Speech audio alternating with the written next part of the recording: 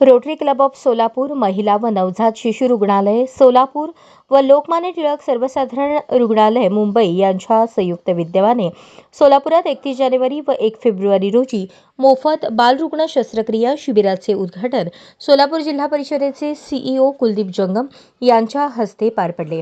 या शिबिरात जीभ टाय फिमोसिस, अवांतरित अंडकोश, नाभीचा हर्निया, सिस्ट संबंधीच्या 0 ते 16 वयोगटातील बालरुग्णांवर मुंबईच्या तज्ज्ञ डॉक्टरांद्वारे मोफत शस्त्रक्रिया करण्यात येणार आहेत। शिबिरात सोलापूर शहरासह जिल्ह्यातील सुमारे 200 बालरुग्णांवर मोफत शस्त्रक्रिया करण्यात येणार आहे। याप्रसंगी बोलताना सीईओ कुलदीप जंगम यांनी डॉक्टरांची तुलना देवासोबत केली। त्याचबरोबर रोटरी क्लबच्या कार्याचे कौतुक देखील त्यांनी केले। सोबतच मुंबई येथील लोकमान्य टिळक रुग्णालयातील प्रमुख बालचिकित्सक डॉक्टर पारस कोठारी यांनी एकूणच बालरुग्णांच्या शस्त्रक्रियेसाठी सुरुवातीची मेहनत घेणाऱ्या नर्स, गार्ड तसेच इतर कर्मचाऱ्यांच्या कार्याचे कौतुक करत त्यांना शुभेच्छा दिल्या।